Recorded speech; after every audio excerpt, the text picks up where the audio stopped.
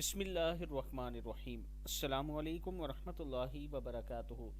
مغرب کی نماز کے بعد اس درود پاک کو ایک مرتبہ گھر میں ضرور پڑھا کریں۔ مغرب کے بعد اس درود پاک اور یہ دعائیں جو میں آپ کو بتاؤں گا یہ گھر میں آپ نے ضرور پڑھنی ہیں۔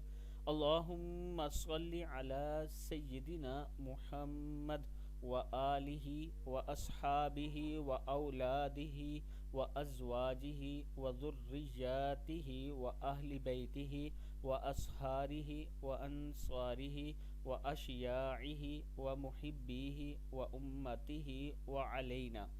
یہ دعا اور اس کے بعد آپ نے یہ دعائیں رسول اللہ صلی اللہ علیہ وآلہ وسلم پریشانی کے وقت یہ دعائیں بار بار پڑھتے تھے۔ لا الہ الا اللہ العظیم الحلیم۔ کیا ہے؟ لا الہ الا اللہ العظیم الحلیم، لا الہ الا اللہ رب السماوات و رب الارض و رب العرش العظیم، لا الہ الا انت سبحانک انی کنت من الظالمین، لا الہ الا انت سبحانک انی کنت من الظالمین، اللہ ربی لا اشرک بہ شیئا۔